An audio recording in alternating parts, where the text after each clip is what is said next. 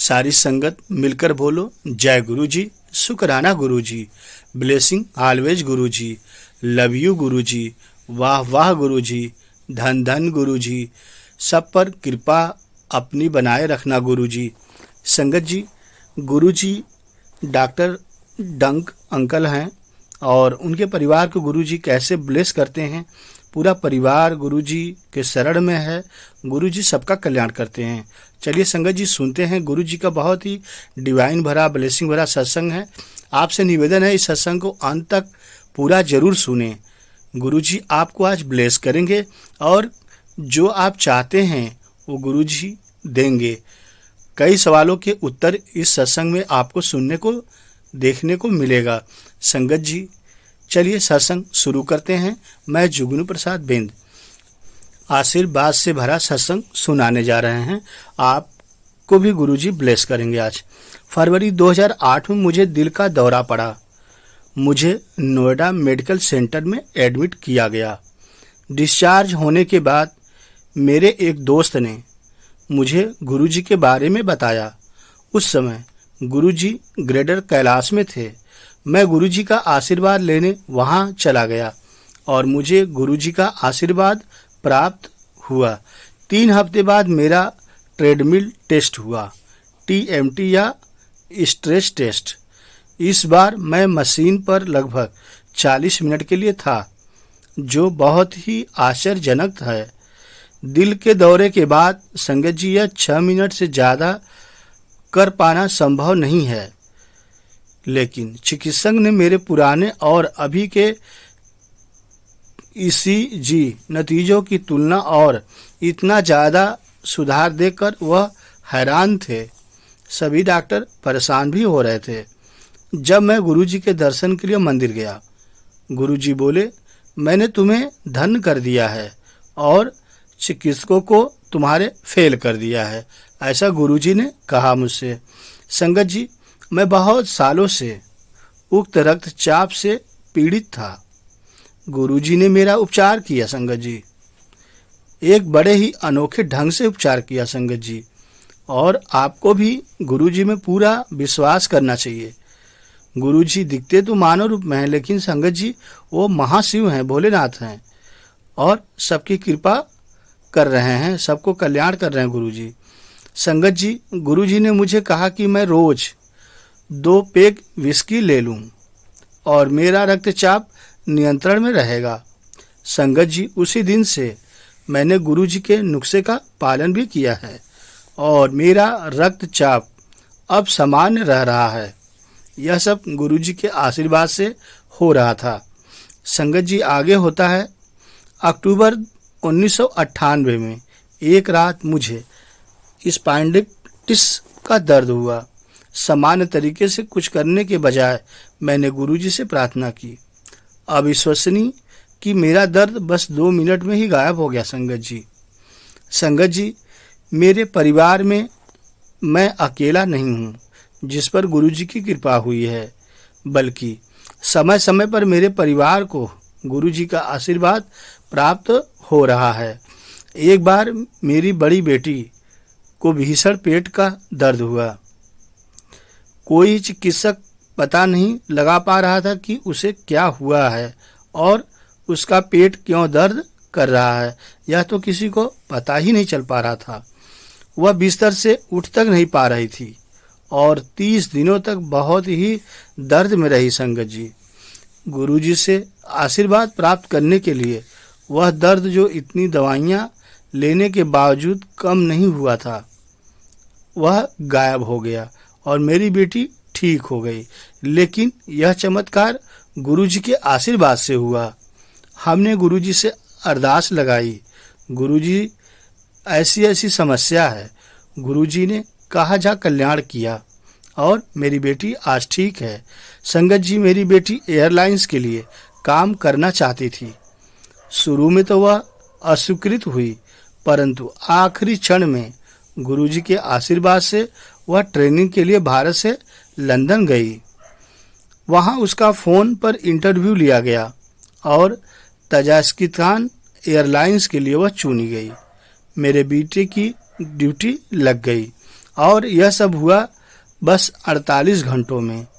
यह कोई वाकई में आश्चर्यजनक था और यह सब गुरुजी की कृपा बरस रही थी, पूरे परिवार पे हमारे बरस रही थी।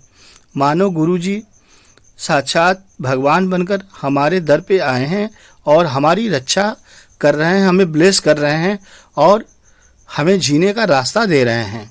संगत जी, गुरुजी ने रातों रात मेरी पत्नी की सियाटिका की तकलीफ भी दूर कर दी और मेरी बेटी की साइनस की तकलीफ भी दूर कर दी गुरुजी ने। संगत जी, गुरुजी का आशीर्वाद सिर्फ मेरे परिवार तक ही नहीं सीमित था, मेरे एक मरीज को भी गुरुजी का आशीर्वाद प्राप्त हुआ। श्रीमती रविंदर सिंह मेरे पास दांत संबंधी उपचार के लिए आई थीं, परंतु पिछले साल 4 सालों से उनकी रक्त शर्करा काउंट 300 से 400 थी और वह इंसुलिन पे थी। संगत जी, मैंने गुरुजी की एक तस्वीर पर्स में रखने के लिए दी और उन्हें गुरुजी से प्रार्थना करने के लिए कहा।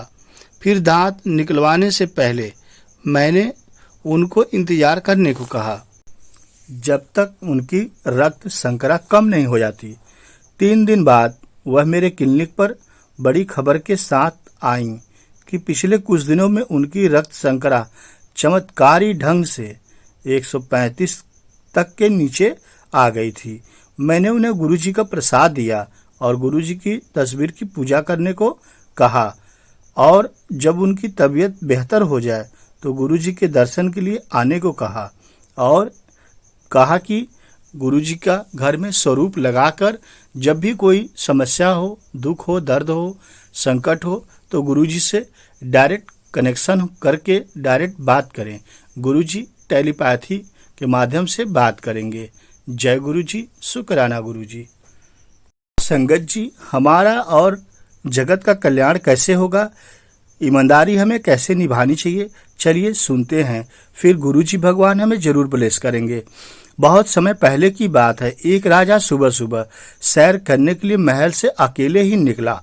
रास्ते में उसने देखा एक किसान पसीने में तरबतर अपने खेत में काम कर रहा है।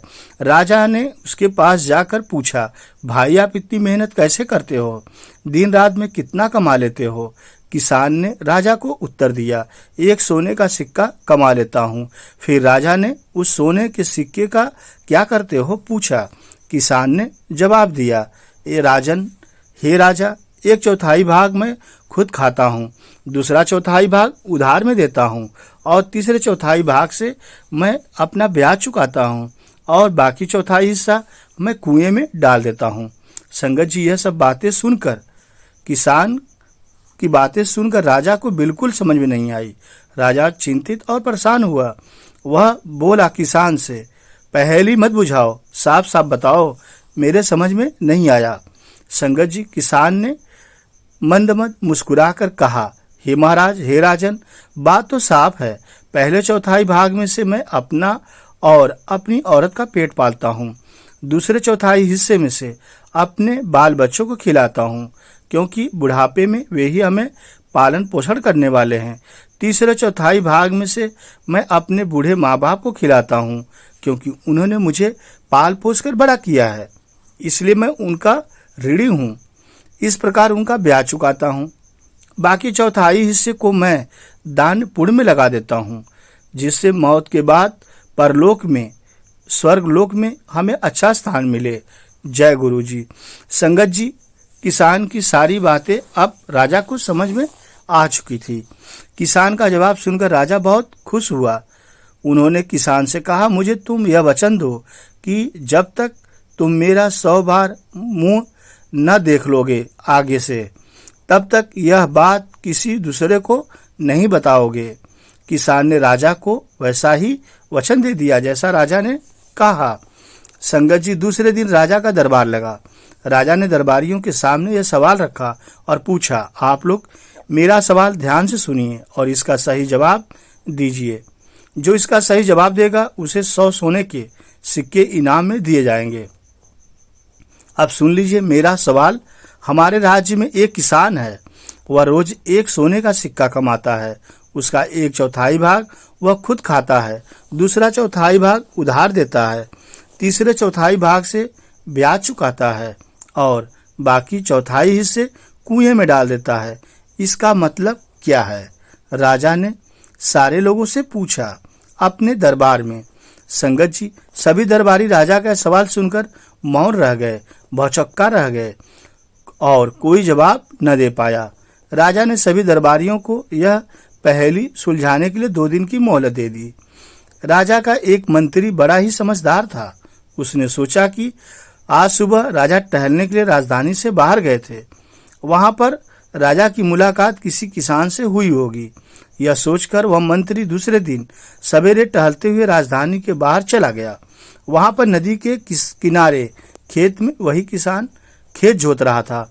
मंत्री ने उस किसान के पास जाकर उस सवाल का जवाब पूछा। किसान ने कहा, मैंने राजा को वचन दिया है कि जब तक मैं राजा का मुंह 100 बार न देखूंगा तब तक मैं इस सवाल का जवाब किसी को नहीं बताऊंगा, इसलिए मुझे माफ कीजिए, मैं इसका जवाब आपको नहीं दे सकता। संगत जी, आगे और बड़ी बात हुई। मंत्री बड़ा ही बुद्धिमान निकला। वह किसान की बात तुरंत समझ गया। उसने उसी वक्त अपनी थैली में से 100 सोने के सिक्के निकालकर किसान को दे दिए। हर एक सिक्के पर राजा का चित्र भी बना था।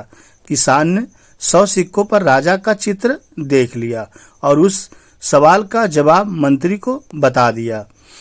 संगत जी, तीसरे दिन जब दरबार लगा तब राजा ने वही सवाल पूछा। मंत्री ने उठकर उसका सही जवाब कह सुनाया। राजा समझ गए कि उसी किसान ने मंत्री को उनके सवाल का जवाब दिया है, तभी मंत्री बताया होगा। राजा गुस्से में आ गए। उन्होंने उस किसान को बुलवाकर पूछा, तुमने मेरे वचन का पालन क्यों नहीं किया? किसान ने हाथ जोड़कर कहा, महाराज, मैंने अपने वचन का पालन किया है। यह उत्तर देने से पहले मैंने 100 बार आपका चेहरा देख लिया है। ये लीजिए आपके चेहरे वाले 100 सोने के सिक्के। इन पर मैंने आपका चेहरा 100 बार देख लिया, तभी तो जवाब दिया। राजा किसान की ईमानदारी पर बहुत खुश हुआ। किसान ने अपने वचन का पालन किया था, इसलिए राजा ने किसान को 100 सोने के सिक्के इनाम में दिए। किसान खुशी खुशी अपने घर चला गया। प्रत्येक परिवार इसी तरह के संस्कार अपने बच्चों को देना चाहते हैं और हर माँ और पिताजी यही भावना भी होती है कि उनकी संतान हमेशा ईमानदारी के रास्ते पर चले। संगत जी, आप समझ गए होंगे कि हमें ब्लेसिंग कैसे गुरुजी देते हैं और भगवान हमारा कैसे कल्याण करते हैं। जैसा कि अभी राजा और किसान की बातें दोनों आपको समझ में आ गई होगी कि हमें ईमानदारी के रास्ते पे चलना है। अगर हम ईमानदार हैं तो एक न एक दिन जरूर भगवान को हमारा कल्याण करना पड़ेगा। यही गुरुजी की सबसे बड़ी ब्लेसिंग है कि गुरुजी के रास्ते पे चलना होगा। जय गुरुजी।